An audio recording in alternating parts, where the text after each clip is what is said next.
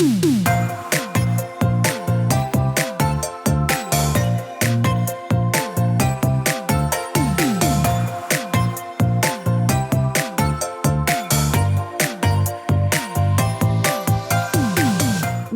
to the Plant-Based Podcast.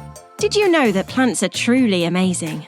Not only can you grow them and eat them, you can also wear them, drink them, nourish your skin with them, and so much more. Let Ellen and Michael inspire you to love plants as much as they do, as they chat with the movers and shakers in this wonderful plant-based world. So, let's dig in. Introducing LAVA-LITE Composter Plus, the dark blue one, the perfect conditioner for your shop-bought or home-made compost. Composter Plus works by aiding the composting process, increasing air exchange and reducing the amount of nitrogen loss, helping to enhance the compost structure. As Composter Plus does not degrade, your compost will continue to see the benefits season after season. Look out for it online and in your local gardening stores. Find out more at lava-lite.co.uk. Hi everyone, welcome to the podcast. You are going to love today's episode, and we also love it when people ask to come on to the podcast because it really shows us their confidence in what they do, how passionate they are, and also how much they want to spread the joy of plants to everyone. So when Daniel Myhill asked to come on to be interviewed, we jumped at the chance. What he doesn't know about roses isn't worth knowing. No pressure, Daniel. Not only is he an RHS judge for the rose trials, but he's also the chair of the breeders group for roses and holds the national collection of persica hybrids. You know, I love this bit, the sexy wild ones.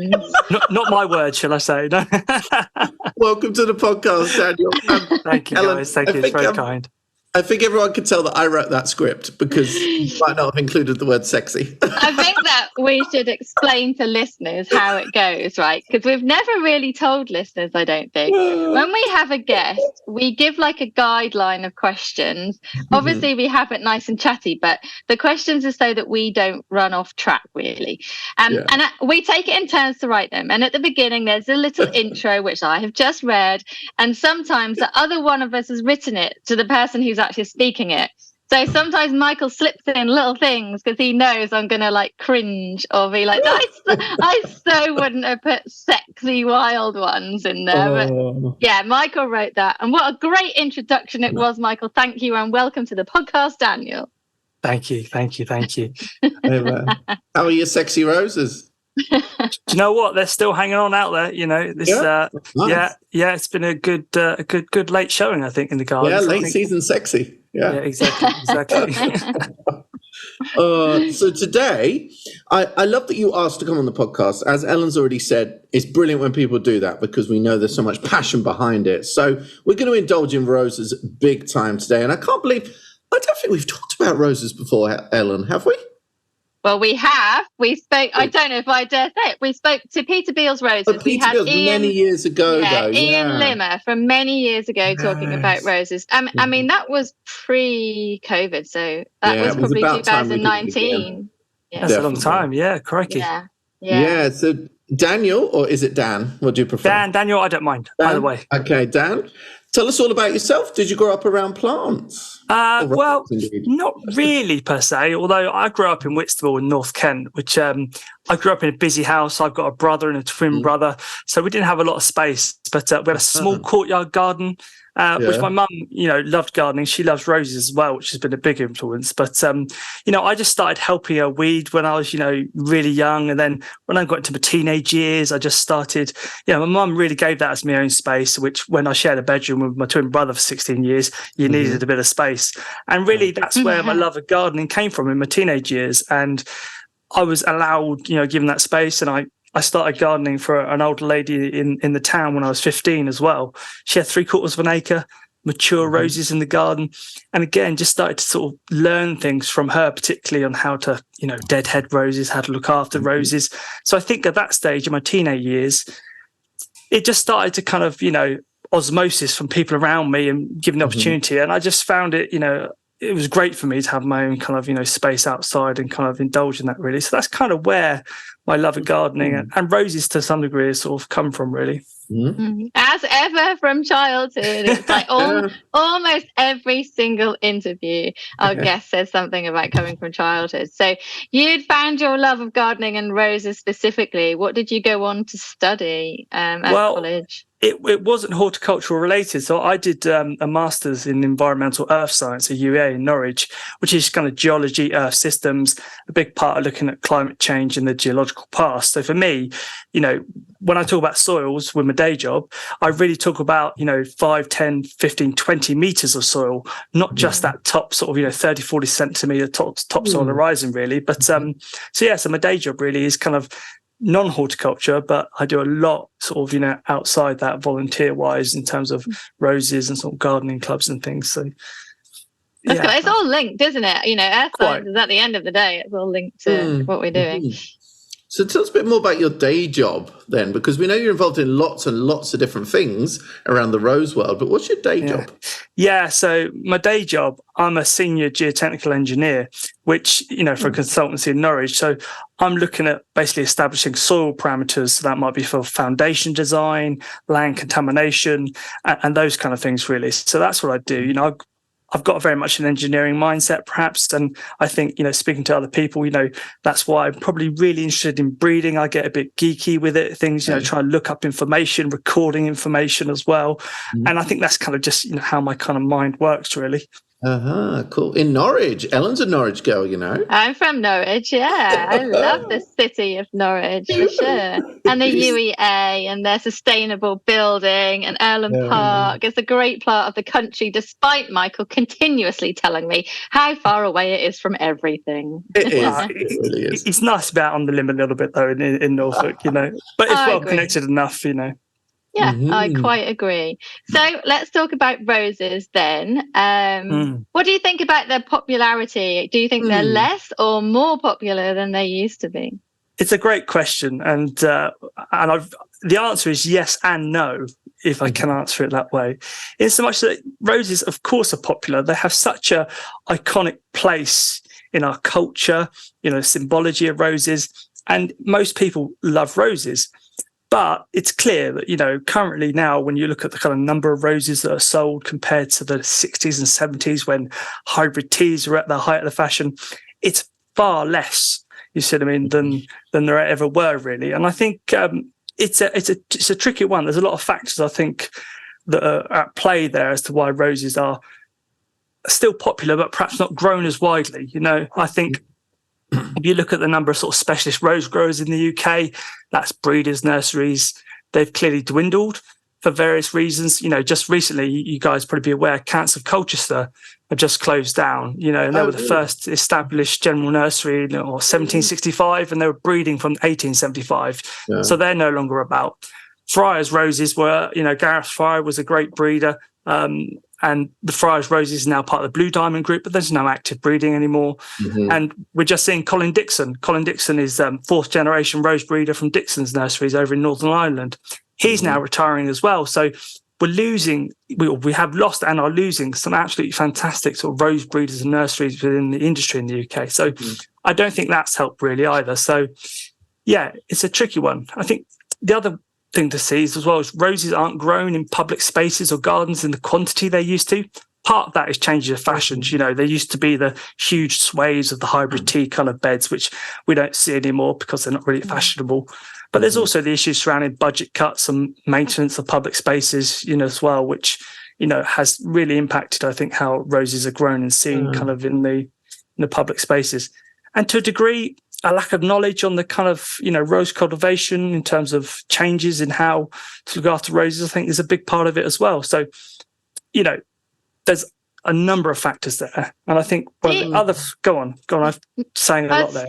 Sorry, I was going to say, do you think that, because obviously you're saying about fashion, like the trends with plants and stuff, do you think that roses have a little bit of an old-fashioned kind of perception, especially with younger growers? They I like, you think of roses being in your grandma's garden or something, so you think they're old-fashioned. Like, I don't believe in the fashion thing with that. But do they have that kind of perception? I think say roses. Go on. It's hybrid tea, really, where we're this is the thinking thing. of that rose, isn't it? I think we need to specify. But like for someone who's new or younger, perhaps that's what they know roses are. They don't know They hear the like word, a vast they think array, so they just think, rose, that's old-fashioned, without realizing that there's these amazing different types of roses. The breadth of the type of roses out there is enormous. It really is. There's a rose for every situation, type, color, shape, etc. And I think part of the problem isn't that roses are old-fashioned. It's just that roses are kind of there. Everyone knows roses are there, so they're not really given the same spotlight, even though they are the country's favourite flower. You see what I mean? And I think part of that is that there's this notion that roses are hard to grow, and it's just not true. And I hope things like this, or I hope give this kind of inspiration that they're not hard to grow, because it does come back to, I think, what Michael says there about the hybrid tea roses that, people used to grow that required chemicals to be spraying on them, every other week to keep them healthy. You might get 2 or 3 blooms off a plant, etc. That's all changed. I think there's been a real move, a shift in gardening in the last sort of 5, 10, 15 years. You guys will know more than I think, about how as gardeners we're more conscious of the impact that we have with what we use. So things like pesticides and fungicides aren't used anymore, and you don't need to use those to grow roses if you're growing the right rose, which is a strong, healthy, disease-resistant rose, which at this point in time, I would say are some of the newer, more modern varieties. Now, when you talk old roses, some people will think of, the classic once flowering ones, which are like, early 1900s and older. I'm not talking about those group because that's generally healthy, but there's a group in the middle, which is mainly your hybrid teas that are of your 30s, 40s, 50s, 60s, 70s, 80s bred, when chemicals are used routinely, that actually they're just crap garden roses now. And I think, so if people can look at buying new roses which are healthy, they're going to get fantastic. I got roses in my garden now where late October, still in flower, still full of leaf, green and healthy. And that's what you want. You don't want 2 or 3 spindly branches with no flowers on it, which what some roses do turn into, even by midsummer, really. But do you think also roses, like I'm thinking of amenity kind of landscape. Yeah. They're probably not the most drought tolerant plant to choose as well. So has that gone against it? But actually, in some ways, roses haven't necessarily been replaced with other plants, but in some cases with like the flower carpet varieties, do you think they took away some of the market in some places? And do you remember a few years ago, the decorator roses, the kind of the persica hybrids, they should have become more of a landscaping thing, because of course you've got something better for wildlife as well then, which hybrid teas were obviously not. Yeah, I think the knockout series is definitely, the flower carpet series and the knockout series is over in America. The flower carpet series, I think, and this idea about drought tolerance and things, of course, it's a pressure in terms of, what we're seeing now is more extremes, whether it's cold, heat, rain, no rain. And it's tricky, but I think there are roses out there that can cope with that. But I think it's just fashion to a degree, and just not grown in the same way. I think you talk about the decorator roses. I know the one in particular that you're thinking of, which I think I think it comes under Sunshine Babylon Eyes, which is what it is now, I think. Yeah. It's I've got it in my national collection of persicas, but it's just not a healthy rose. And there are some really fantastically healthy persica roses out there that would do that. And I think it was probably a little bit too early in terms of when it was probably released, because we're going back, 5-10 years at least? Yeah. Maybe ahead of his time a little bit in those times. Exactly. Whereas the last few years, particularly, the breeding work in persicas has exploded. And there are, I've got 50 in the collection, of which just under 30 are available in the UK. And there's a dozen in there I recommend tomorrow. There's some in the collection I wouldn't recommend because they've got disease issues. But, the big breeding houses in Europe and America are all breeding with them now, they're actively releasing new ones every year at the minute, which is where they are with their breeding programs. So it's right at the forefront of the development. So I think they're in a good place now, and it may well be. I think we had, last summer when we had those sort of 40-degree heat of the summer where it just was baked. I've got about 230 roses in my garden here, which spans a huge range of them. David Austin types, classic floribundas, some old roses, persicas, etc. And the ones that stood up to the heat the best were the persica roses. Yeah. Well, they're closer to wild, I guess, aren't they, as well? It's not necessarily that, but I think it's their genes because of the species rose, Rosa persica. That's heralds from Iran, Afghanistan, a desert rose. You said it grows in the desert. So I think what you're seeing within the genetics of the persica hybrids is that they're retaining that, desert, capability to withstand heat, because the roses here continued flowering through that heat. Whereas if you take the classic English roses, David Austin roses, here and over in America, where I know, places like Phoenix, Arizona, where they have hugely hot summers, the rose season out there is in the spring and in the fall. And actually, over that height of the summer, the roses go dormant because it's just too hot for them. So they sort of stop flowering. And that last year, when we had that heat here, the roses paused. They stopped for a few weeks and a month. And then when it got to August, September, it slightly cooled down. They went back into flower. Whereas actually the persica roses just continue flowering through it. So I think that's the kind of, the genetics of being able to withstand the heat. So I'd like to hope that actually in years to come, persica roses could actually be a really good type of rose to be looking at growing in amenity spaces. Interesting. They've got a modern colour appeal, perhaps, and, shape and, bee insect friendly kind of plants as well. Ellen, I told you he'd be good, didn't I? Yeah, you did. I got a question just before we kind of get back on our track a little bit. Obviously, hybrid teas, they were very popular in the 80s, and I open any mail order catalogue, you got all of these, I don't know, Blue Moon, all of these type ones. And then really it was the David Austin roses next that put roses on the map. Can we just have a few words on the David Austin types, how you feel about those, what impact you feel they had, and is that sustaining as well? Well, David Austin was a revolutionary in what he'd done in terms of breeding the English type. What he was looking at was getting, the classic old type rose, into a modern, healthy, repeat flowering rose, and been phenomenally successful in doing that. And I think, their popularity is, it's obvious. They're the dominant rose nursery in the UK, and that is plaudits to them for creating such a great product, which the public love. A revolution in some ways for roses. Yeah, and I think you can see as well now that other rose breeders are breeding that type of rose. So there's a whole series called under the Timeless series, which have just recently been launched. So Timeless Purple, Timeless Cream, which have that English style rose flower. You see what I mean? So yeah, I think the popularity of David Austin roses, I think, will continue. I think they're, as a business, obviously they've got a great commercial setup and appeal there. So I think that's something which will stand the test of time and will be popular. You see what I mean?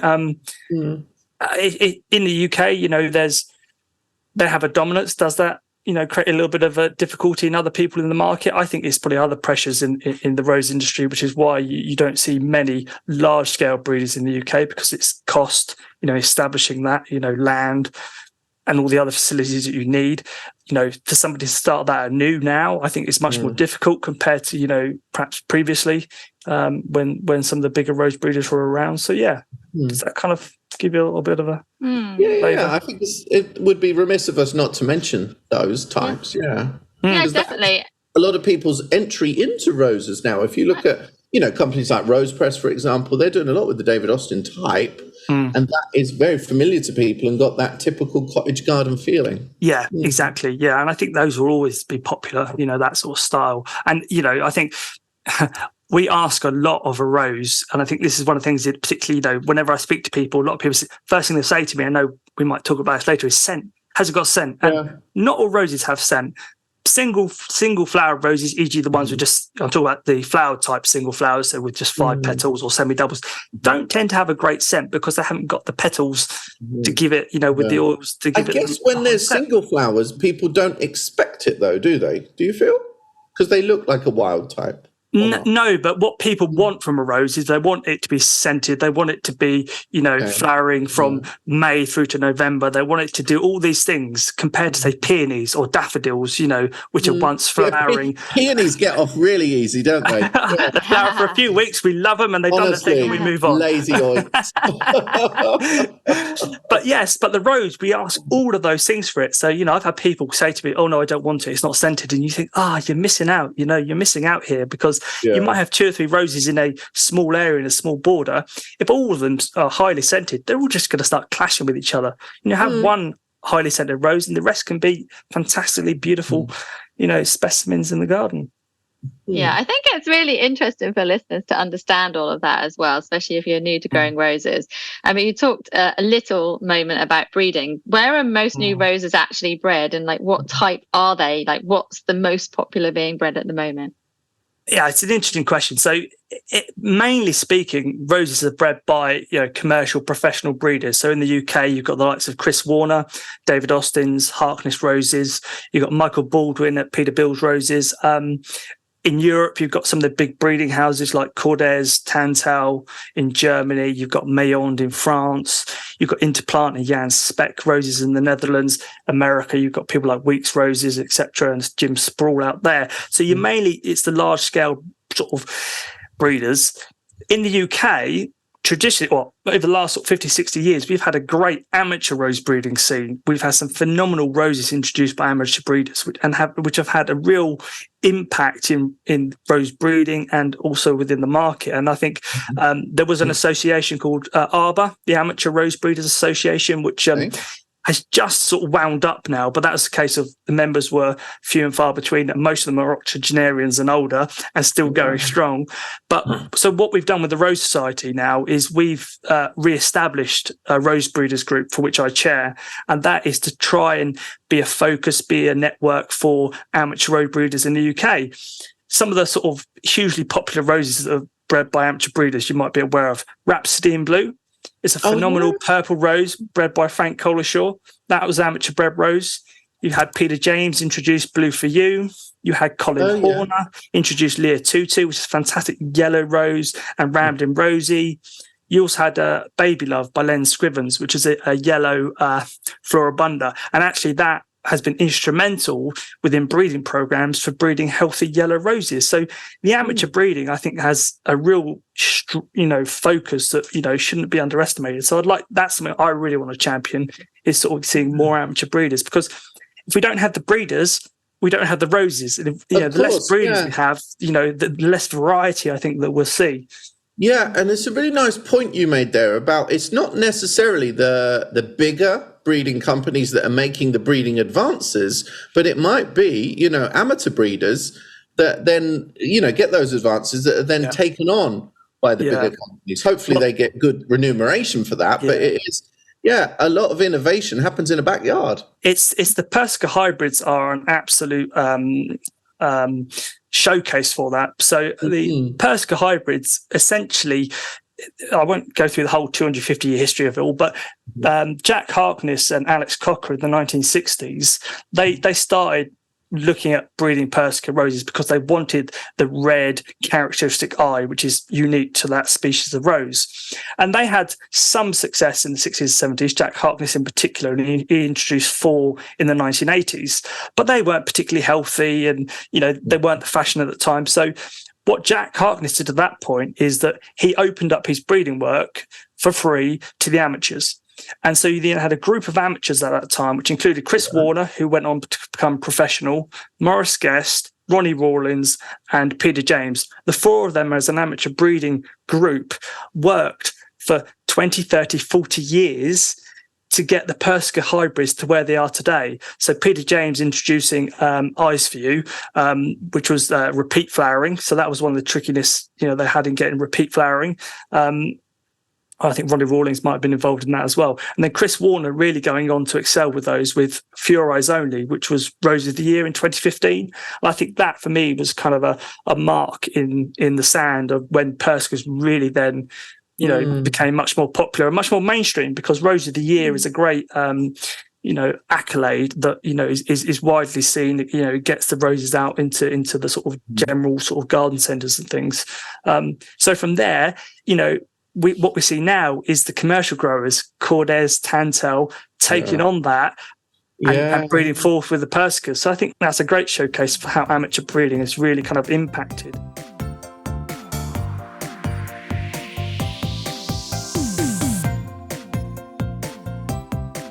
There's so much we could talk about. I'm sorry. Ellen's probably doing her nut over there because we're not sticking to the questions at all. And I'm just I want to ask this now. I'm doing this. Sorry.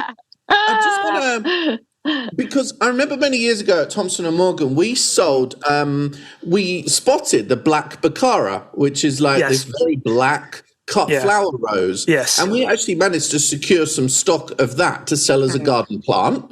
But it's not always that cut flower types will cross over into garden plants, is it? No. Can we just few words on that, please? Black Baccara is a classic example that, people love the flower, like you say, that deep purple, sort of hybrid tea type, sort of flower shape. Black, Daniel. Yeah.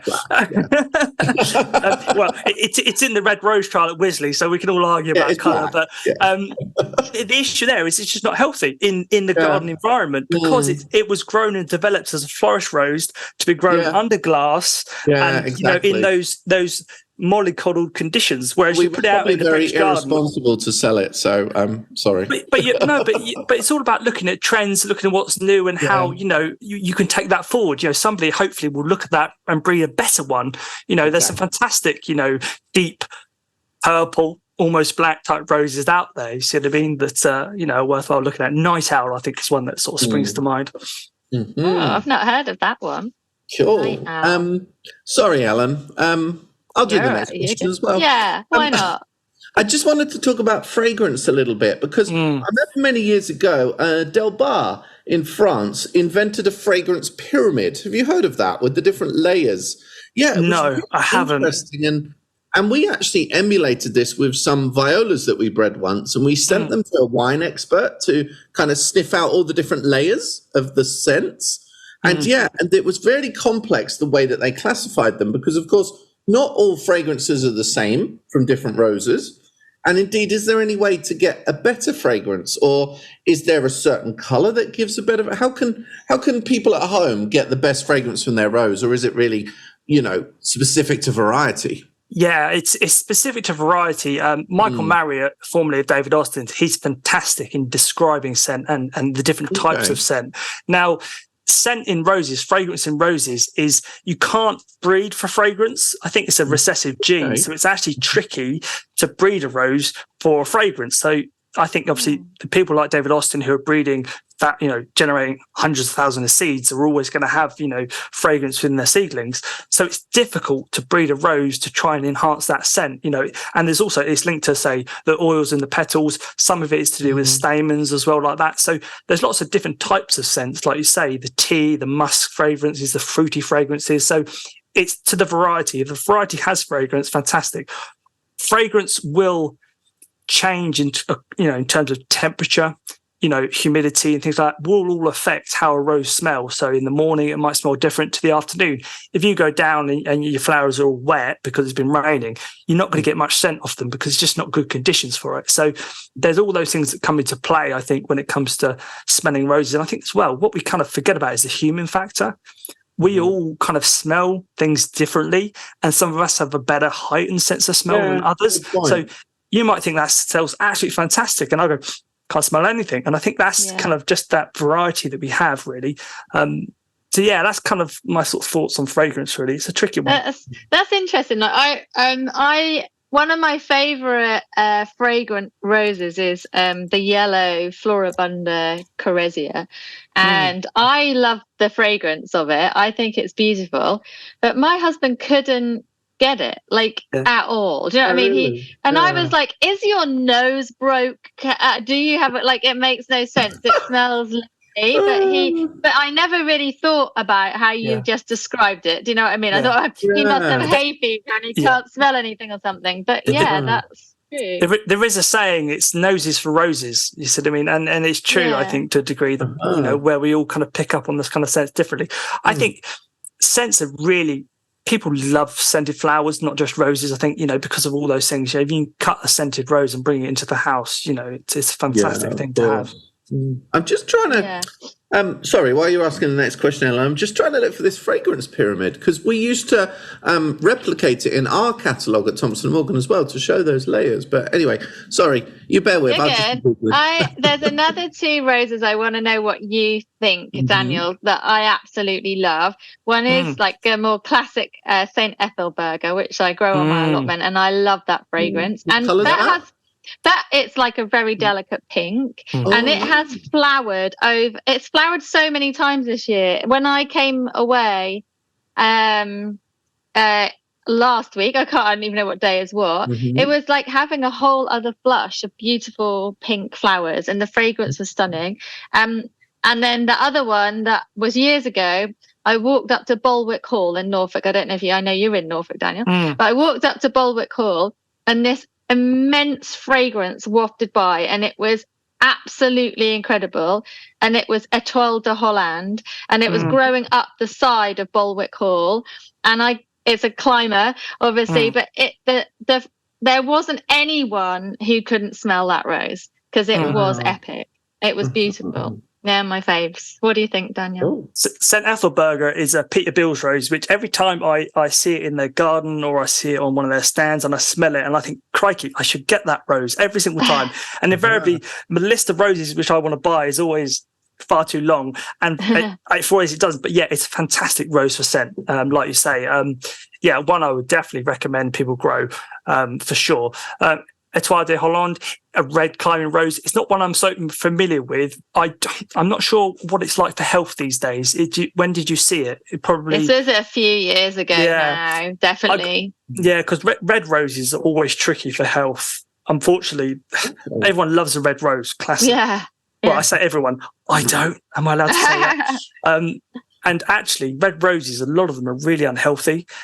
Souvenir de Dr. Germain, I think, is another one. It's sort of that reddy colour, isn't it? Which is just not that healthy. You see what I mean? So I'm always cautious with red roses about, which ones I would sort of say are good, bad, and all the rest of it. But it's obviously, it's very individual what we like and don't like. Yeah. So I'm never going to say to somebody, don't grow something. If you love it, grow it. It might just need it needs a little bit more work, tendering to, and things like that. Yeah. Actually, I have Blue for You as well, and that hasn't grown very well at all for me. So, it is what it is. Yeah, I think Blue for You. You see, there's a couple of roses like that which they're great innovations. Like you're saying about the decorator rose, Michael, earlier. They're great innovations at their time, but actually they're almost a rose behind. Get that with new plants. Yeah. It's the ones that come from those. So with the persicas, Eyes for You.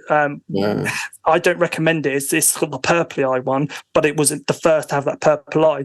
Whereas there's some new ones now, like Old Blue Eyes and things, which actually are far better roses that have come from that. You see what I mean? But I think Blue for You, trying to get that blue coloration is it's crazy. Sometimes you just need to get them out there and get the market started almost. Yes. I remember the first double echinaceas, for example. They look like complete ragged pigs now, ragged pigs.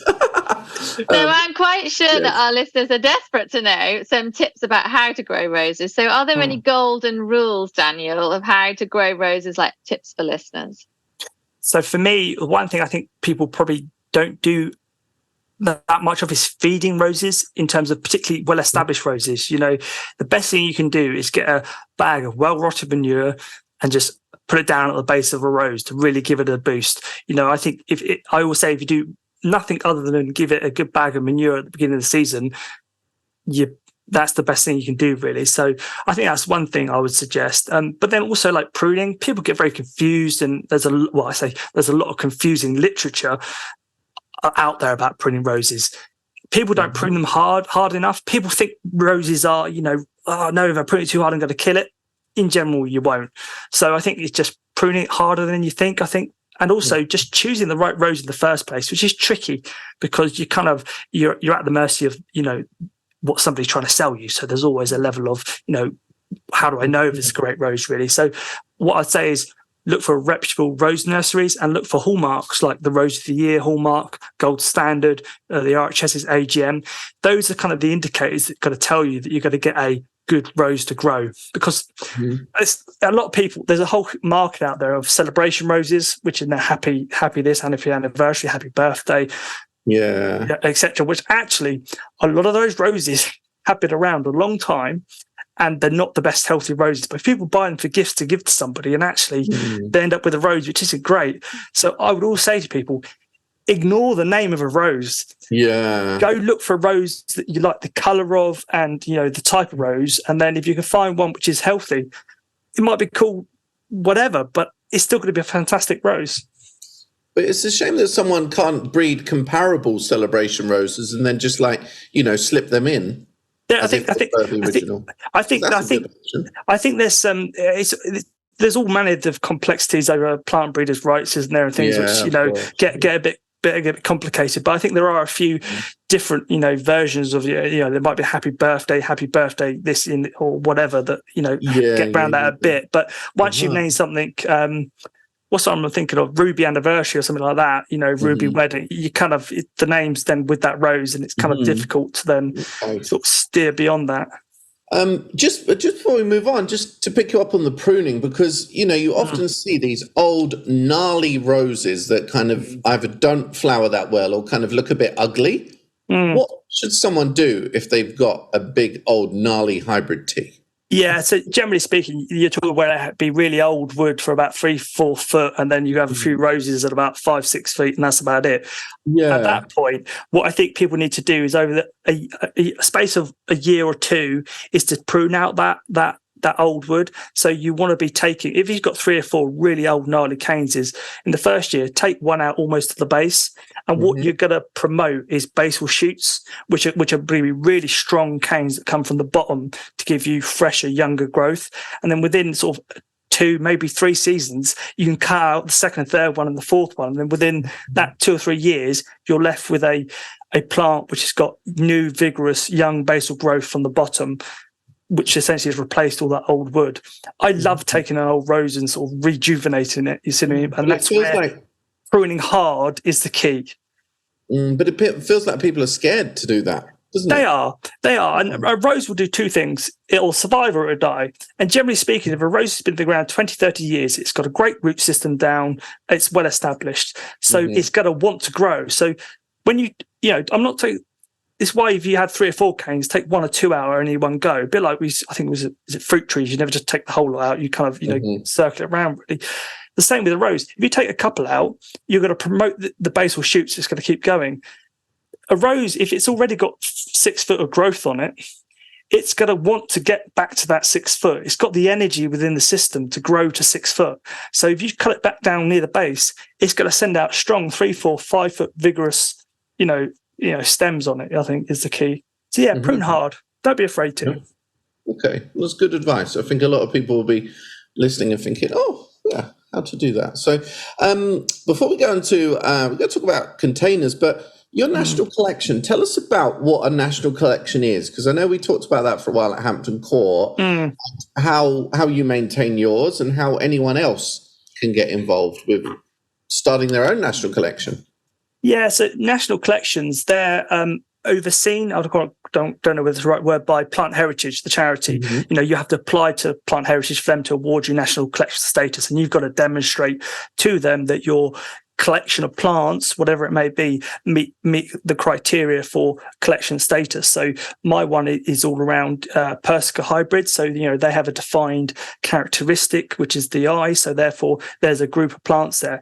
And national collections in general, it's all about building a library of garden plants, which in itself is a fantastic resource for gardeners, horticulture industry to be able to look at and use information. So there's about, I think, 700 national collections now, which represents, I think, something like 100,000 plants. So we're all, if you like, become specialists in that one collection, but the wealth and knowledge between all the different collection holders is fantastic. You see what I mean?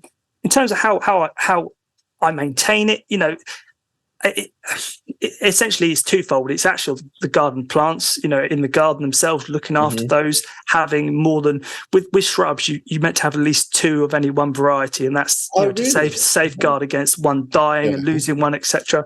But then also there's also the the record keeping, and that's a really important part of it, which is keeping records of you give a code to every plant, recording the information. So I love all that, who bred it, when it was bred, who was introduced by, and all that information I think is really important to record. So for me, I'm very lucky because with persica hybrids where they're being bred at the moment, I'm in contact with the breeders. I've got to know Chris Warner very well. I've been speaking to Thomas Prowl at Cordes Roses, for instance, and you can get that first-hand information. So I can log all that, record all that.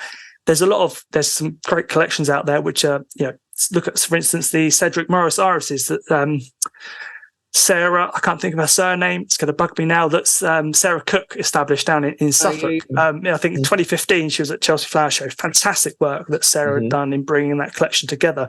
But of course, you're looking back in the records to try and find the information. You see what I mean? Try and dig it out. And so it's much harder to look at a historic collection. It is mine's a much more modern collection, if that makes sense. But yeah, it's all about knowledge and sharing that knowledge with people. Us as collectioners want people to come and view our collections because they're not just for us. It's about sharing the information and also sharing plants too, so that the actual collection isn't just in my garden, but everybody's growing them. You see what I mean? So that we can conserve that great, wealth of garden plants that, the breeders have put their hard work into breeding for generations to come, really. So can people come and visit your garden to see your national collection? Yeah, they can do. What I'm planning to do this year is to have an open day. I'm planning, say this year, by that I mean 2024 now. I think I'm looking at, Saturday the 8th of June is going to be the open day for people to come and have a look at the roses, but otherwise it's open by appointment. So if you get in touch and I'm about, you want to come down, fantastic. People are more than welcome to. And, they might get their ear chewed off for an hour about roses, which I hope they'll enjoy, but they're very welcome. I would expect they would want that after coming to visit you for sure. Michael, we should go. I think that would be amazing next year. Definitely. You guys are very welcome. Thank you. I have a question about small spaces. If you don't have a big space for growing roses, can they be grown in containers? And can they be grown well in containers, or what varieties would you recommend? The answer is yes, they can be grown in containers. They will need work. And I think that's the key aspect when growing in containers is looking at what they need. So if you're going to grow a general shrub or floribunda type rose, or even a climber in a pot, you want the biggest pot as you can get, really. And you really want to think about what medium you're using within the pot as well. So generally speaking, roses, you want something just soil based. So John Innes number 2 or number 3. I generally mix them in with a sort of a peat-free compost just to kind of lighten it up a little bit. So that's the first thing you need to get right. If you just use a multi-purpose compost in your pots, the rose will get through the feed and thing within weeks. You see what I mean? It's going to be no good for a long-term kind of solution, really. So it can be done. Again, watering, like with any potted plant, is keeping on top of things like watering and then liquid feeding and those aspects. Because again, the rose is going to use up the nutrients in whatever soil medium you give it, really. So those are the kind of key aspects. And the type of rose that you grow in the pots is probably key as well. If you grow something in a way, though, with roses, I think with any plant, could be wrong here, but if you grow it in a pot, you're growing in a stressed condition compared to if you just plant it in the ground. So what I think you want is probably a rose. You want a rose which is probably generally got some good vigor to it, so it's going to have enough vigor to want to grow. If you have a rose which is weak, you put it in a pot that's stressed, it's just going to not perform. So you want something which has got a bit of vigor to it, but also my mind's wandering with trains of thoughts now with it. What was that thing I was going to say about with the vigor? No, my mind's just gone. Don't you just love it when your mind is so busy thinking of all of the millions of things you could talk about a specific plant? This happens all of the time, don't worry. So basically what we're saying is no matter what space that you have, big or small, you can grow a rose. It just needs to be looked after. Yeah, and some of the breeders are actually trying to breed roses for pots as well, or if you like miniature roses. So you might be familiar with it, Michael. Perhaps is it Zepody? It's the new one that's come out of Mayong. Oh yeah, that's a really nice red one. Yeah, a really nice miniature rose, which is designed to be grown in a small containers and those things. The other one, I think, England, isn't it? Yeah, and the other one, which is Cutie Pie, which I know you might be familiar with as well. I had that this year. I had 3 little cutie pies growing in a pot on my garden table. What did you think of it, Ellen? You like it? Actually, the tiny little roses grew all year. So really, it was right up until October when I left. Yeah, so it was cute. Yeah. So that I think that's come over from Japan. I think there's a couple of roses that come over from Japan that had that kind of miniature. And I think this is the great thing about the kind of that breeding innovation is that, you can use that rose in a different way, hanging baskets or in small pots, almost like bedding. In a mixed container as well. Yeah, exactly. And I think I did see, I think it might have been apple drum roses possibly that were growing ground cover rose, Cambridgeshire, in a hanging basket and having that same effect. You see what I mean? So I think the more you play with the different type of roses in different situations, you've got to get that reward on it. So it can definitely be done. Cool. Oh, we're going to have to wrap up soon. God, I talk about roses all day with you, dude, honestly. But we have to mention pot roses because, of course, I don't know if they're as popular as they used to be. I know that in the last few years, like Poulsen in Denmark, for example, are starting to breed more fragrant ones. Roses Forever in Denmark as well have done a lot of great work. But pot roses for indoors have now developed into almost like a beautiful miniature David Austin rose in some cases, and with fragrance, which is what they were lacking for many years. So how do you feel about indoor pot roses? And what would you do with them afterwards? Put them in the bin or put them out?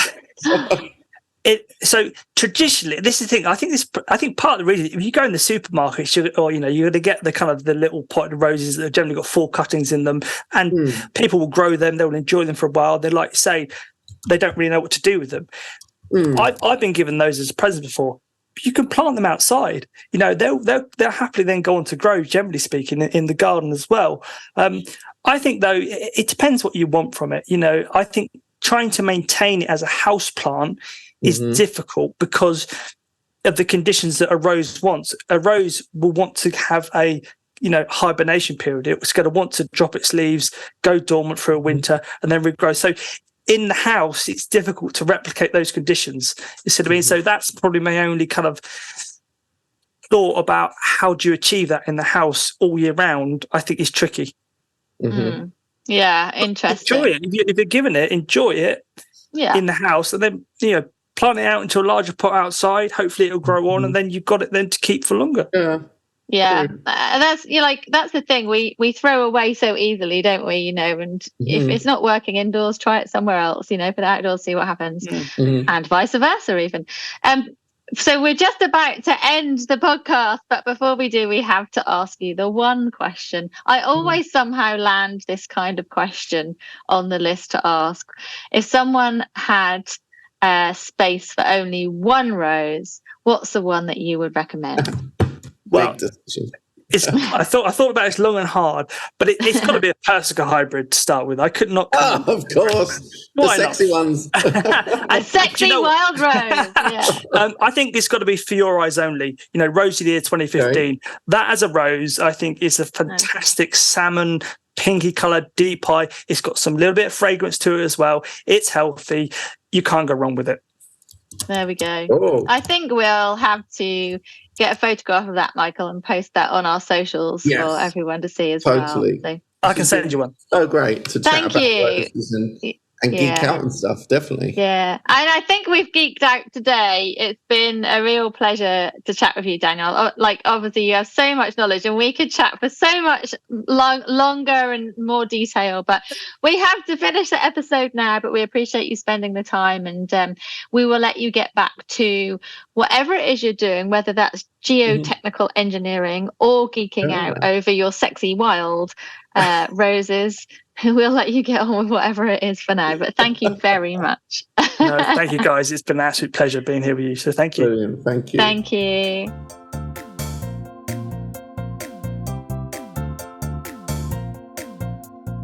Hi, bitch. So we're going in dry the minute he arrives, yeah? No, like, I take that as a compliment, like that's the girl thing where you're like, hey bitch, how you doing? So we'll start straight off, yeah? We're recording already. Cool. Okay, awesome. Because the minute our little plaything arrives, we're straight in, yeah? We're straight in. Like, there's no professionalism about this. We're just literally recording from the off. Ellen, I'm not sure you know what professionalism is. How rude are you? How rude are you? What's this How's your house? I can see lots of doors. Is it just a lot of doors? I'm literally sitting here because there's nowhere else to sit. So, yes, this is like the doorways. Yeah, that is a lot of doors. Yeah. I can see 5 doors at least. I don't plan on sitting here for most of my recordings, but right now it has to be because there's nowhere else to go. Do you feel wonderful? Ellen's in her new house, dear listeners. Yeah, I think I'll feel wonderful when it's a bit more sorted. Like we don't have a bed or a sofa. Yeah. Oh, no, I hate those moments. Yeah, it's like they should have all been delivered already and they haven't been. So anyway, welcome, Mediterranean Gardener. Oh, I've got 2 Michaels. Where's his little face? Here's his little face. Oh, yeah. There he is. Oh, he's got a blurred background. That means something dodgy every time. That means there's drug dealer. The background that you don't need to see. It's just incredibly messy. It's more the reality. How's it going, man? Good to see you. Yeah, good to see you. This is the first time we've actually spoken. Yeah, in a virtual setting. Have you spoken to Ellen before? Because I don't want to be jealous. We've met in person. Oh, Michael will have FOMO. He'll be like, "What did you say? Where did you go? What did you do?" Da, da, da, da, da. I'm Ellen's jealous boyfriend. Don't spread that rumor. People already think we're married. Oh, ding dong. Cool. Oh, wow. Well, you're here in our Horty Hangout, which is like a gossip zone. But we do need a bit of an introduction to you because you're big on TikTok, right? Yeah, kind of, I guess. So yeah, so so I'm Mike. This is the official line, So I'm Mike Griffiths. Yeah. I am. Some people probably better know me as Mediterranean Gardener. Yeah. Mm-hmm. I kind of I started on TikTok certainly. That was, I think, May of 2022, and it all just kind of blew up really, really quickly. And I, what was initially, because I actually started on Instagram, and it's all started because effectively I was doing up my garden and putting in some olive trees, and someone asked me a question about putting in olive trees, and I thought the answer's too long for me to. So I love that you were compelled to answer. Yeah, that was on the way. Yeah, so I made a little start, and that's kind of where it all started. And they got something like 5,000 views, and I was like, well, that's interesting. So I made another video about olive trees. It was all about olive trees for a while. So that's why Mediterranean Gardener, right? Yeah. Yeah. Yeah. Cool. And then it just blew up from there, and then I moved back over to Instagram after a while because it was just all going. I couldn't manage both, and it was all going so well on TikTok. And then I came back to Instagram this year, and that's gone well over there as well. So. Oh, that's cool. So just to confirm, you have over 179,000 followers on TikTok, which is like totally bananas, especially considering you only started like 2022, yeah? And over 150,000 That's not even lockdown years either. No, and over 150,000 followers on Instagram. So I'm gonna guess that everyone who's listening to this already knows you and already follows you. But if you don't, go follow him. But Ellen, you've met him in real life. Has he got a swagger? He's cool, yeah. He's cool. I mean, you're very kind. I think you're saying that now. I mean, there's not much cool going on right over here. No. I'm sure you've told me before. What's your day job though? Because I think I really admire, like, you know, Ellen and I, this is our day job. So, you know, you think we should have 100,000 followers, but you know what I mean? How do you like keep up with the day job? And is that a really different world that you're in, or what? Yeah, so it's a really different world. So I work... Unless it's a big secret and you can't tell us, by the way. You don't have to tell us. You could be a detective. No, I can't tell you exactly where or what, but I work in law. Like insurance law and that sort of thing. But yeah, so I do that. But I think the reason this all started as well is because I mean my actual training, because I'm not actually legally trained, to be clear, but my actual training, I did my performing arts degree. I specialised in acting to camera. Did you? Okay. And so that's why I've just always loved making content, and then when I always loved plants and gardens and that sort of thing, and so I was like, well, that seems like the next logical thing, right? Let's just make content. So yeah, that's why I'm kind of. See, that's cool. You've just brought all of the things that you love and that you're good at together. You know, that's why it works. That's really awesome. You know, and I have to just say, I do love your content, because it's so like, this is what we're gonna do from this. This is how you're gonna do it, and this is how it will end up. That's all people want to know. Like, boom, boom, boom. Do you know what I mean? And that's what you give, and that's why it's so successful. Yeah, I think I saw, and don't get me wrong, I love all these people I'm about to mention, right? But you know, you listen to Monty, and you listen to Alan, and you know, they talk about, you know, when I was a young man, my grandmother always used to, grow dahlias, and so that was a passion. Shush, get on with it. Just you're so right, actually. And again, you know, that's definitely. I'm not, because I love both of them, right? So there's definitely clearly there's a place for that. They've made a living out of it for years and years and years. There's people that want that, but there's also people that just don't have time. Yeah. And there's something for everyone. Yeah, definitely. Yeah. But how do you keep up with it all? Do you have a plan of what you're going to film for when and when you're going to release it, or how does it work? Because I try and release a piece of content every 2 days. Okay. Yeah. In the summer, and in the spring and the summer, that's really, really easy, because there's just so much going on. Yeah. So much to talk about. But as you get into kind of autumn, winter, that gets tricky. But yeah, I do a lot of planning. So if I wasn't here doing a podcast with you, I would be probably just on my phone, just jotting notes down about what I fancy doing a video on. I'll script it.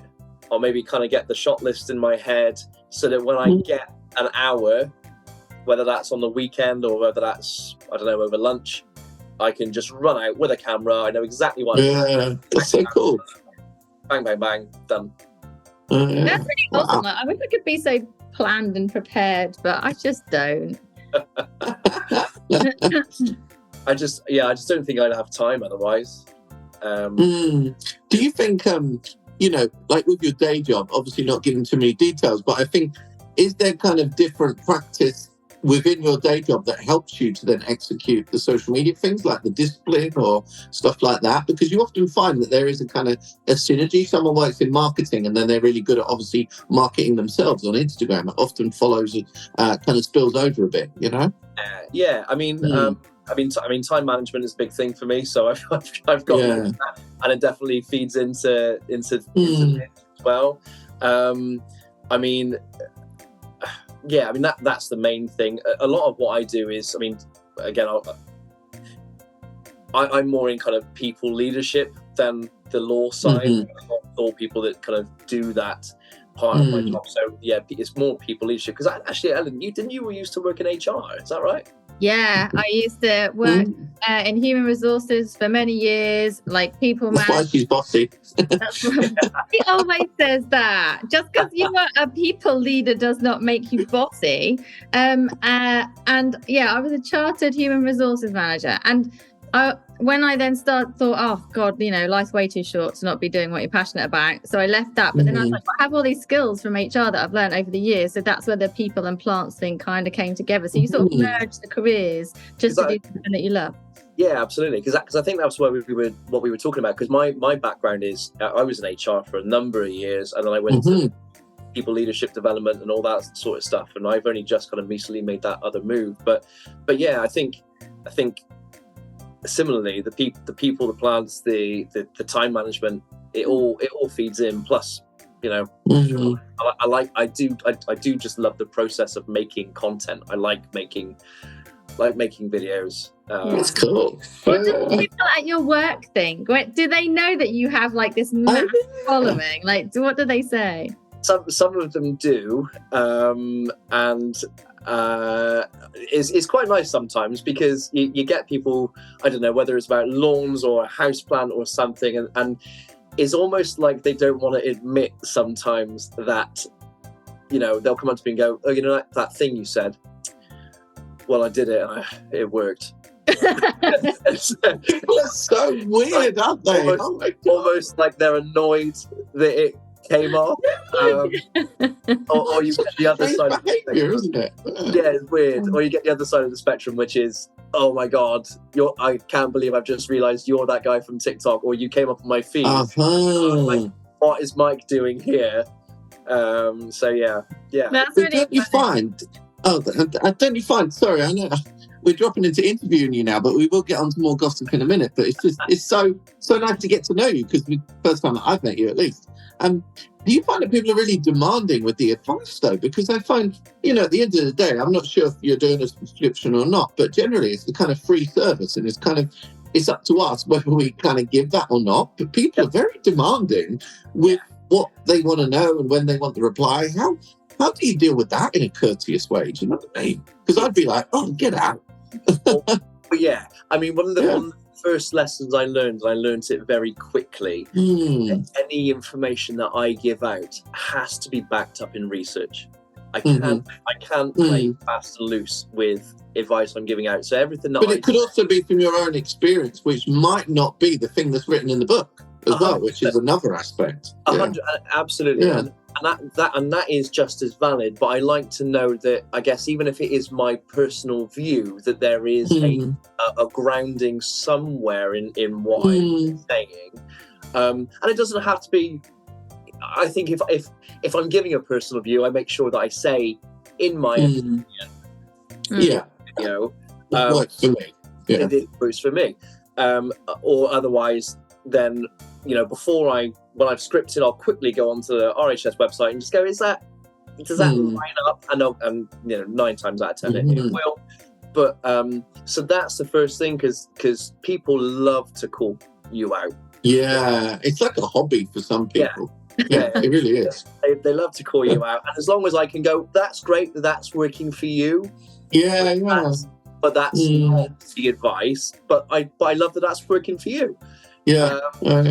And similarly, then when it comes to people kind of being, wanting answers to questions, I do find I'll monitor the questions on a video for probably the first, 12 hours. After that, I find that people are generally asking the same things, and so back out of the comments. And then people self-regulate, because they'll go, well, he said that up there, or true. The crowd looks after itself. So, but that's also that's a lot to then give that advice. Because are you doing subscriptions or not on Instagram?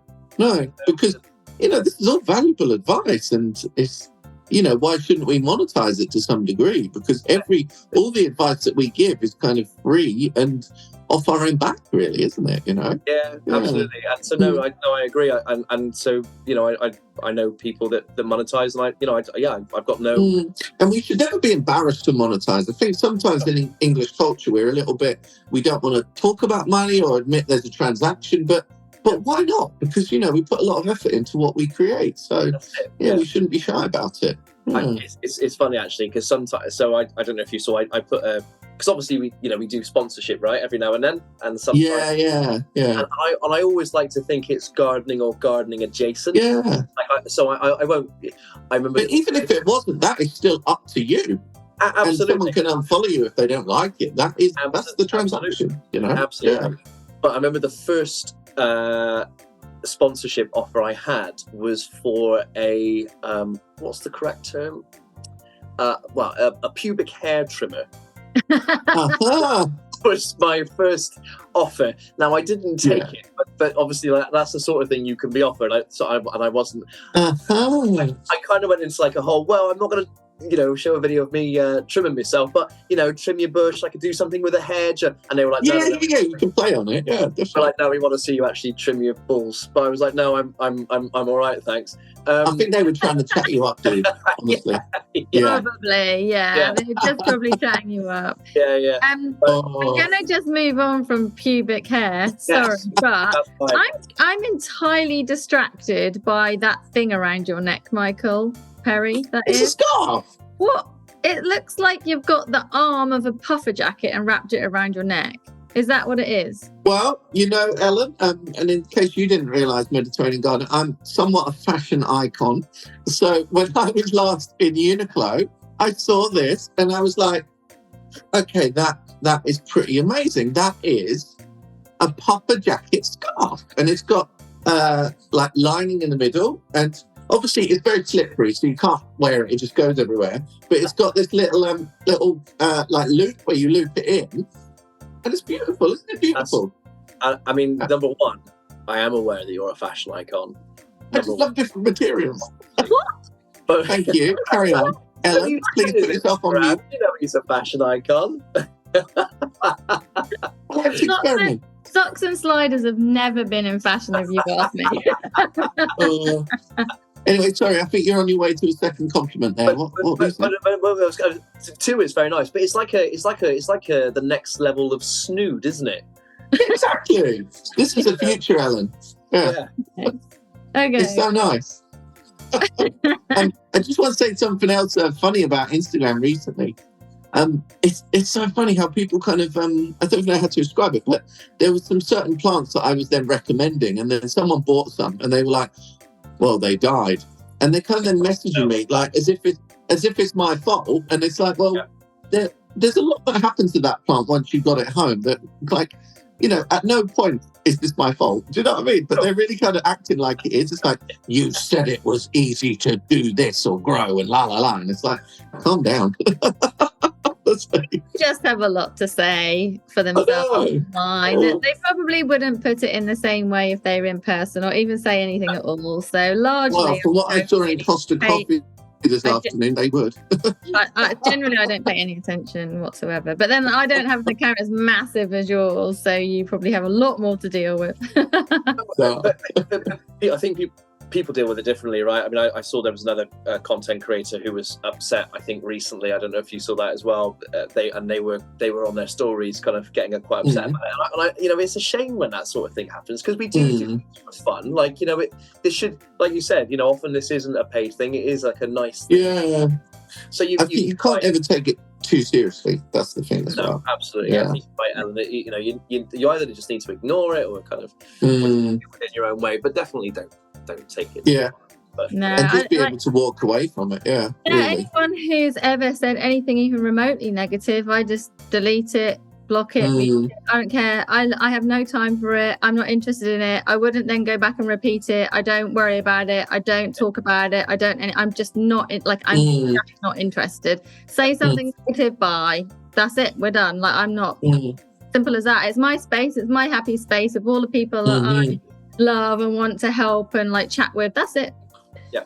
Well, it's funny, the other thing where people feel like they should be curating your content. Do you know what I mean? Yeah. Like, they're not paying for it. I didn't even realise, but some picture in my knickers a few weeks ago, and there was one person in the comments kind of like, oh, this isn't what I come here for. And I'm like, and I can't remember what I said, but I love to say something a little bit cryptic in reply that like a lot of people probably don't even understand, and so they're kind of like, sorry, that makes me feel like a dick, but you know what I mean.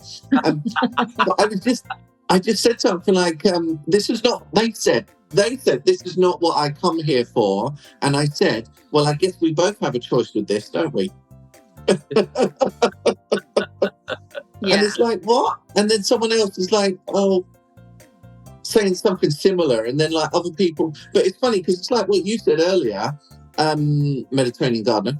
That's the only name I know you by. I love that. Now we're like, well, that's your name now forever. Never mind Michael. But they often self-regulate because generally 99.9% of people are on your side.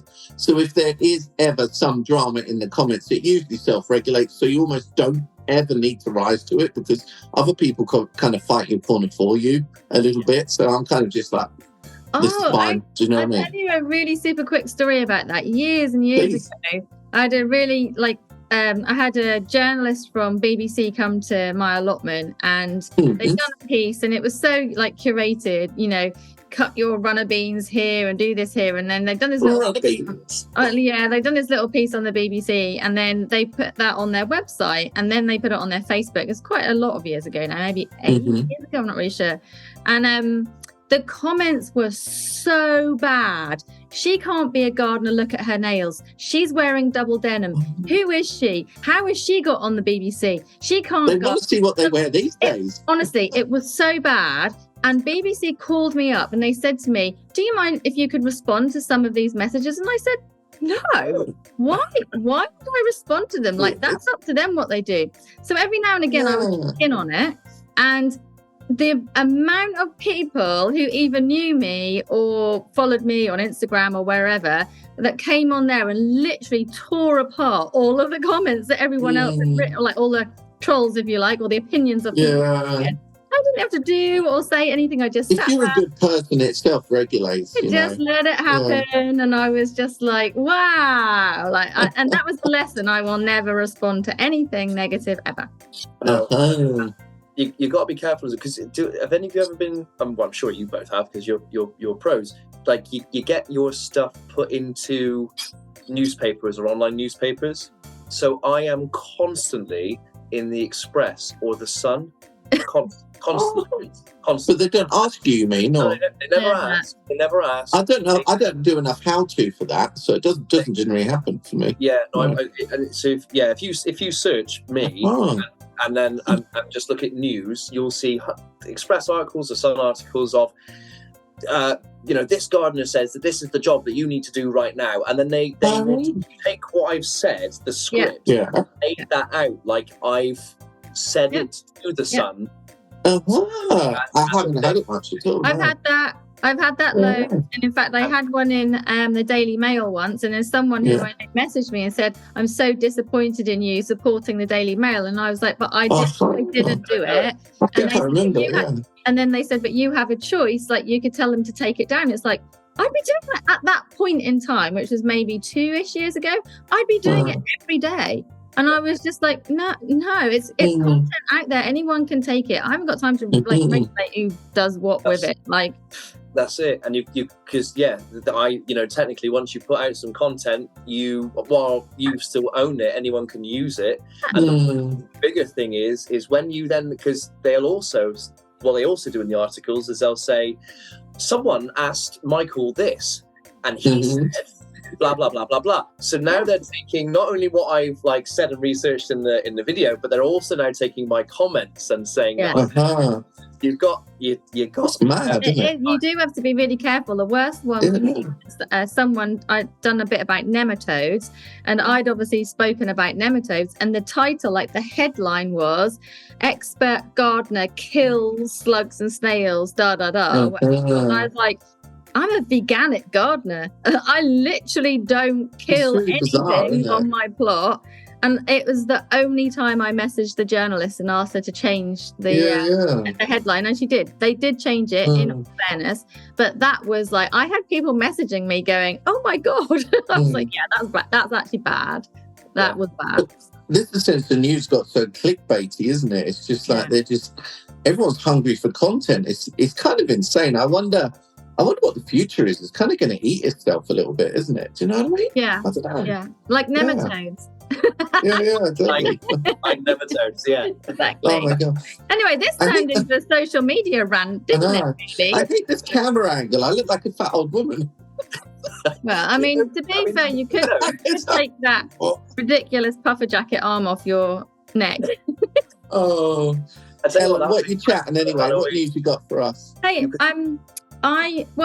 sorry, Michael's actually doing the. No, I was just saying, kind of, in some, it looks like someone's got their arm around you. If you could just put like a. Oh, it's like that thing you would do at school when you go like this. Yeah. Oh, brilliant.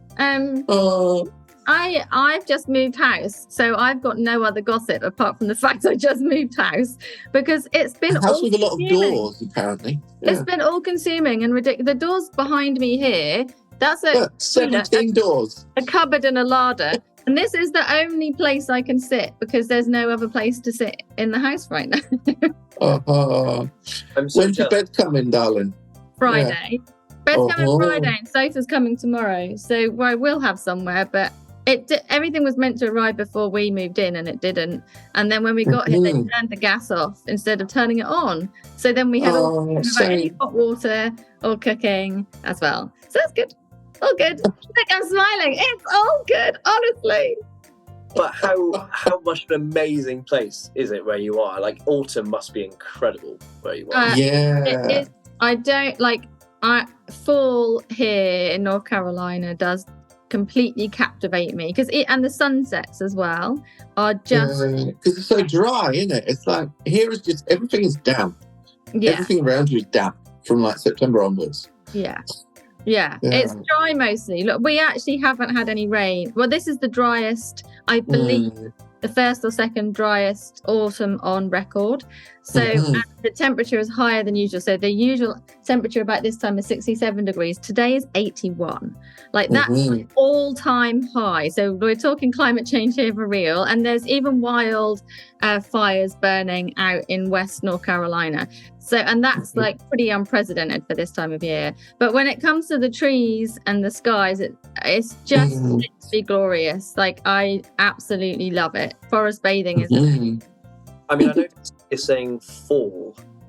Yeah, I do know. I know. Sorry, the leaves fall. Let's just go with that. The leaves fall. No.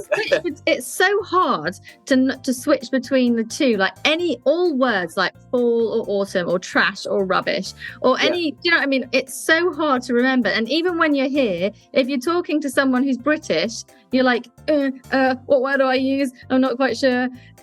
Yeah, no, you're right. I'm not taking the mick. It's just like it's amazing how quickly you get wrapped up in the kind of. You do, you do, and I think that's called culture. Well, culture. Yeah, one thing I do like British. This is a thing that the Brits do, which has really like I've really started to like be quite shocked about how bad we are at it. Is that we're like. I can't believe they say trash. The word's rubbish. And we gave them... don't get caught up in it. Hold on a minute. Like, move on, dudes. This is like a whole long time ago. And there's, English American and English British or whatever way. You can use whatever word you want in whatever country that you live in. But when you're in the country, it's kind of respectful to use the word. Yeah, totally. So... And fall. The leaves fall. I mean, that was going to be my end of my comment. I like that you say fall because I know there was another content creator that was kind of taking the mick because it's like leaves fall down, but that's why we call it fall. But I think it's really cute. I mean, autumn obviously is just descriptive, but like fall's cute. Yeah, I think People get so caught up on words, don't they? They do use autumn. They do say autumn here. So lots of signs might say autumn, like welcome autumn or whatever. But in general, kind of like maybe more of a relaxed term for it would be. I just think it's lovely. You walk around picking the leaves that have fallen from the trees. It's cool. Yeah. Mediterranean gardening. You're in Bristol, right? Is that right? I am. Home of Casualty? Yeah. That's all the Bristol's good for. Yeah, the home of casualty. But you're like near the centre, or whereabouts are you then? I am. I'm about 15-20 minutes from the centre of Bristol. Yeah. Okay. Cool. So not too far. Bristol's very nice. Cool. There's lots of like nice places to eat. It's like vegan and like garden. I've never really been in the centre much. No. It's not. I mean, I think it's nice.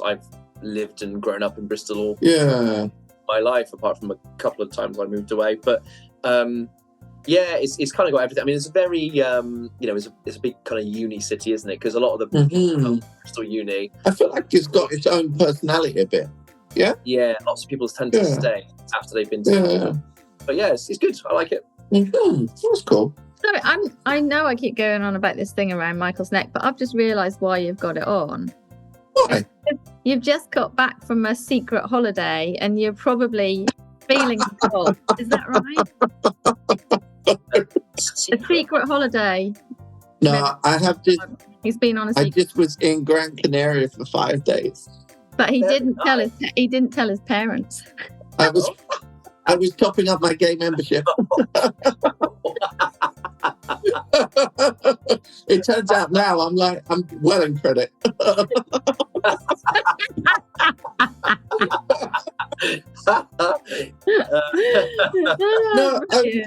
Do you know, like, I don't know if you can relate to this, Mediterranean gardener, but it's like you're like, sometimes to tell your parents certain things, it's sometimes just too much to explain.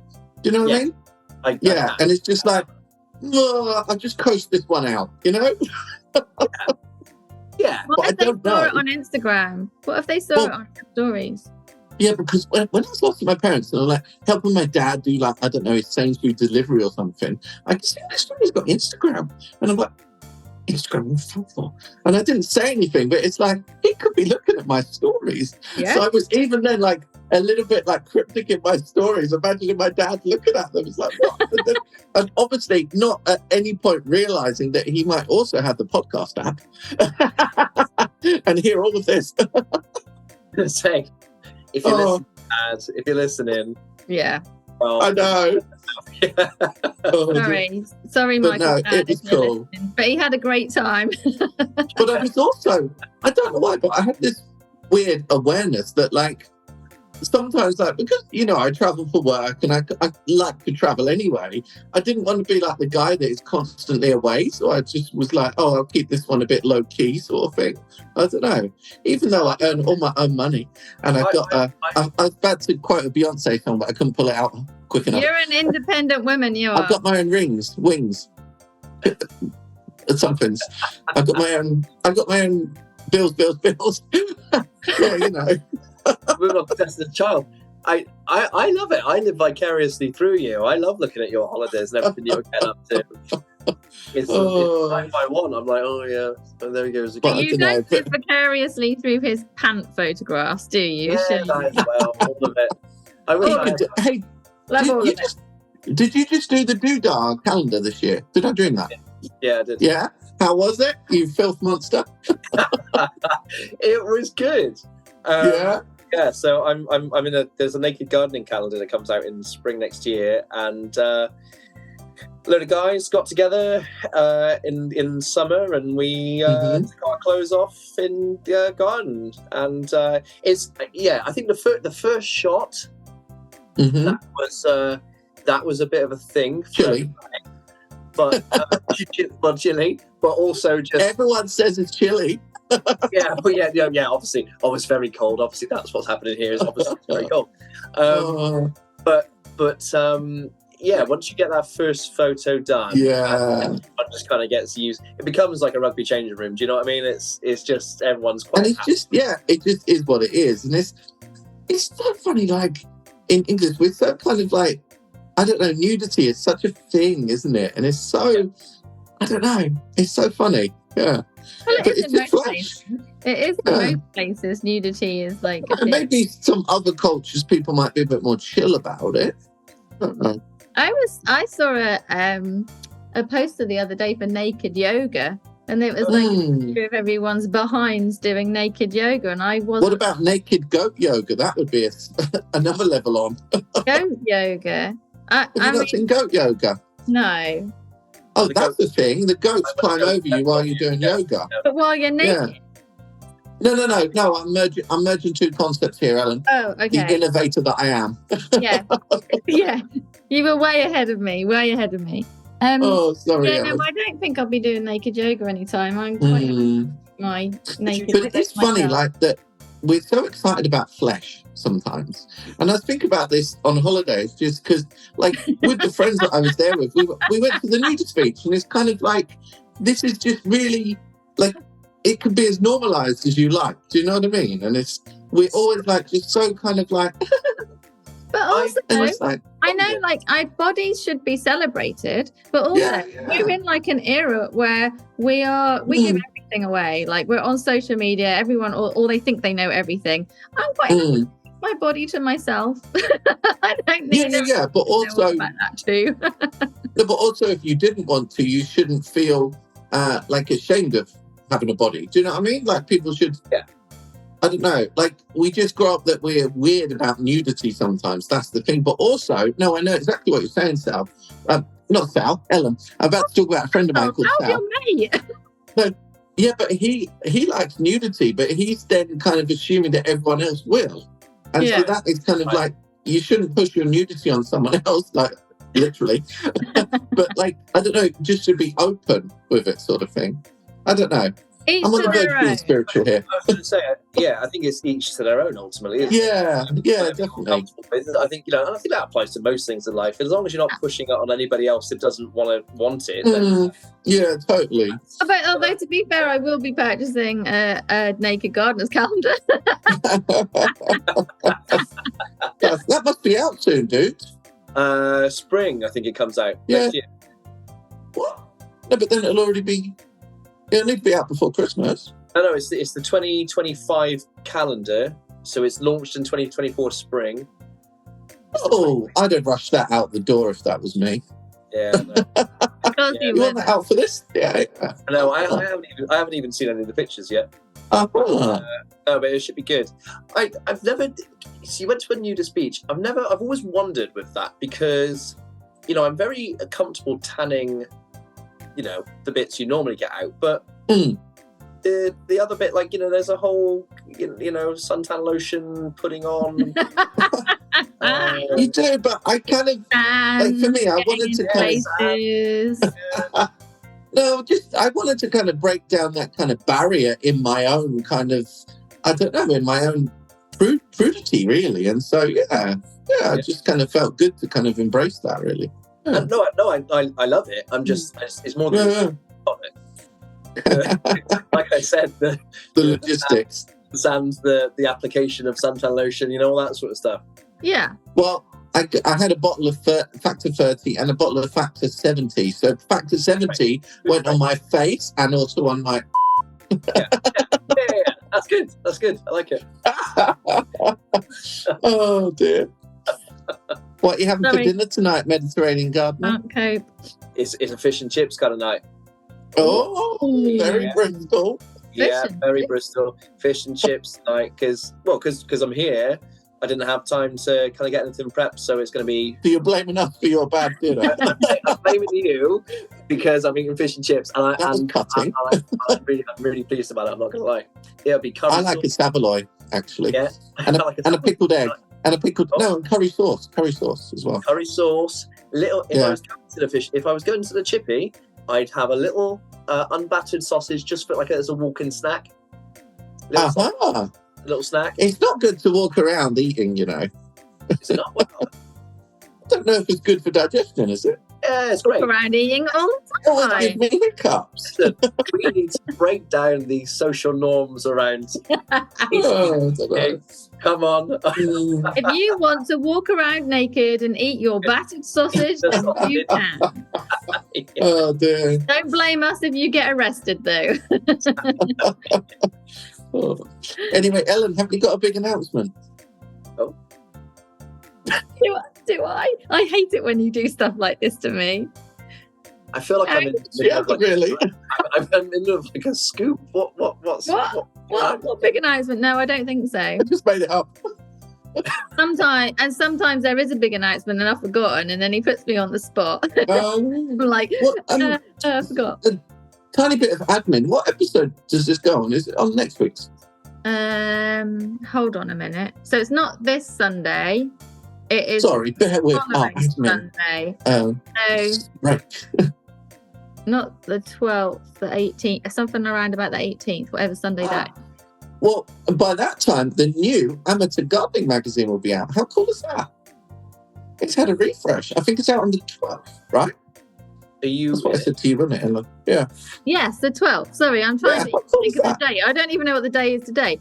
The 12th, yeah, which is really cool because just like there's been quite a few, magazines in print that have gone out of business recently, and it's the oldest. Really important. Yeah, I think it's the oldest gardening magazine as well. That's amazing. Yeah. But we're living in the life of the revival because Wilco came back, Neighbours came back. Yeah. We just need El Dorado now, and we'll all be happy. We can do without El Dorado. See, I was not aware of El Dorado until I messaged Michael. It's an icon. Like, what is this you're watching? Crap. Crap. Total crap. It's lovely. It was beautiful, honestly. I'll send you more clips in due course. Thanks. Mediterranean Gardener, are you going to the Q opening event? No. Oh, they're doing the opening event next Tuesday. I actually messaged you to say, hey, I'd love to come along, and they didn't reply. When? Like literally 6 weeks ago. No. Yeah, I'm very. I don't remember that. Do you want me to give you my invitation? But you can go, right? Or not? Or what? Well, number one, I don't know what it is that you're talking about. I messaged them to say, hey, I love Q. I'd love to come along to any events that you got going on. And they said no. Oh, but you should come. It's next week. They didn't reply. So can you go? You can go with Michael's +1. Yeah. Oh, are you free? When is it? I think it's next Tuesday. Oh God. No, I'll be Mike and Mike. I'll be on stage. Oh no, doing what? TikTok. I'm not on TikTok. No, I'm in. There's a big theatre in Bristol called the Bristol Hippodrome, and I am playing Bob Cratchit in A Christmas Carol. Oh wow! Amazing! Yeah, I love that. Oh, how nice! We have to see a little bit of footage of that. Yeah, that's fine. A photograph or something. I'll put it on stories. It's a musical version, but that's so cool. Are you going to sing? Cool. Yeah. I've got a couple of songs. Oh my God, that's cool. Around on my shoulders. Yeah. Oh, I wow. love that. That's really awesome. Hey, I was in a pantomime once. I was in the chorus. The back end of the what?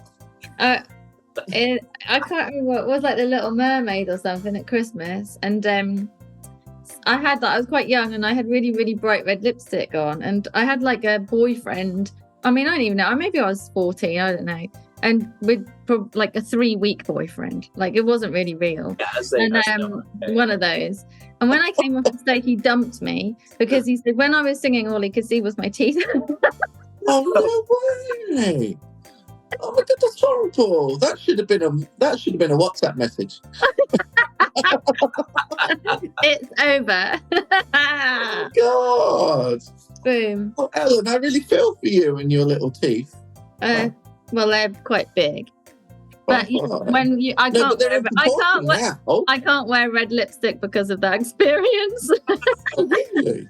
Oh, wow. I was much littler then. Like, I didn't have such a big round face then. Anyway, good luck in your performance. That sounds completely amazing. I can't wait to see a photograph or a little snippet of that. That would be awesome. I'll put it on stories. Okay. It's not. Yeah, definitely.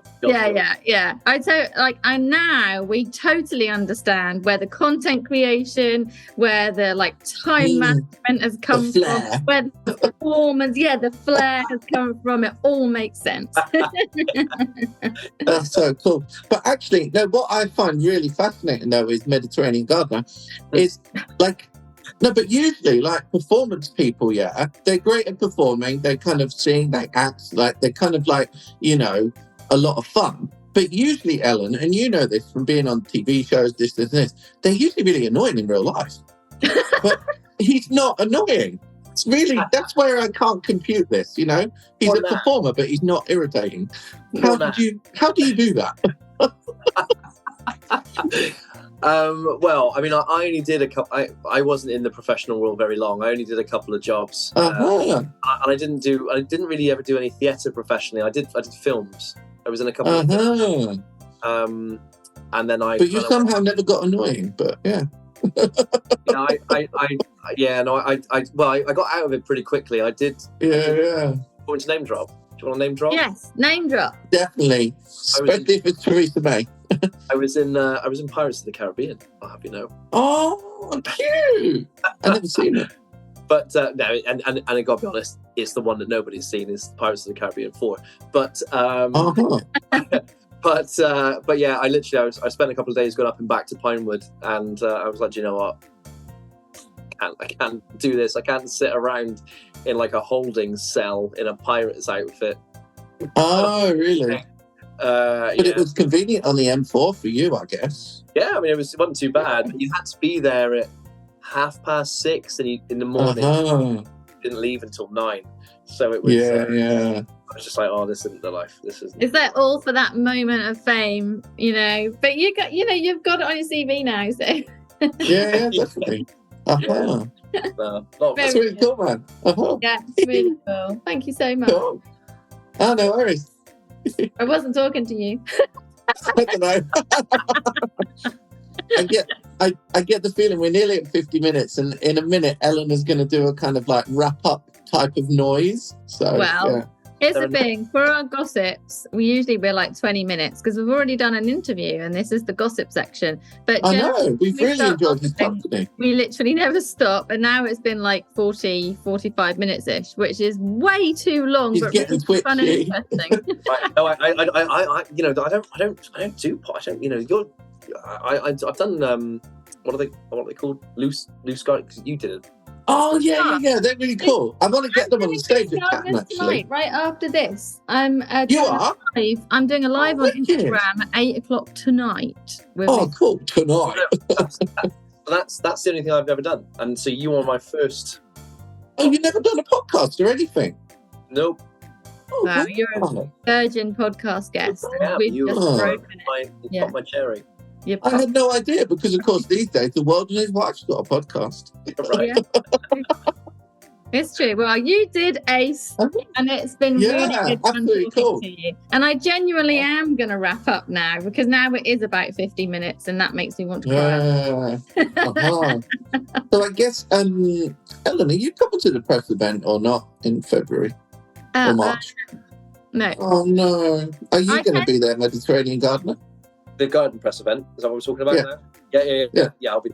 Oh, cool. You'll get to meet. So you two will get to bump into each other and talk about your battered sausages all you want. You'll get bad FOMO, Melon. No, because I like to do it every other year. I feel like I don't need to go every single year. So I'll be there. You know, I have to say, so sorry to extend everything here, but I never thought I got FOMO, but there's a trade event in Holland this week, and it's on Tuesday, Wednesday, Thursday. I'm not going until Thursday. I'm already seeing posts from it. I'm kind of like, I never thought I got FOMO, but I'm like, oh. I don't get that. I got serious FOMO this year because I've never been to any of the RHS events either. I've never what a flip. The Chelsea, I've never done any of them. Yeah. And I saw it. I didn't get my applications in time. And you willy. So this year, I'm like, I need to go to all of them. I want to be so exhausted by it all that I don't want to ever go again. Like I want to, get it. You need to get yourself organised. Yeah. I know. Get me applications in January. Sure, we'll see you at some next year. Cool. Hey, awesome. Thank you so much. This is really cool. Yeah, it's been a real pleasure chatting with you. Yeah.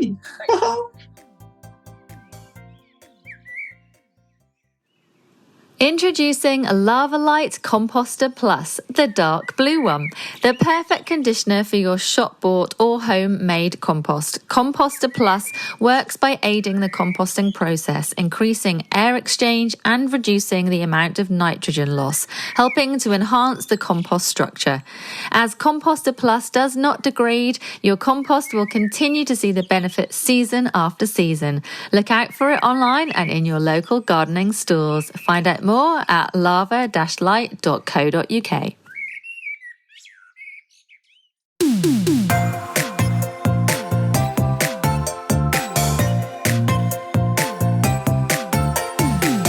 The music for the Plant-Based podcast is part of the song Grow by Mikey James, and our editor is Gareth Patch of Semi Echo.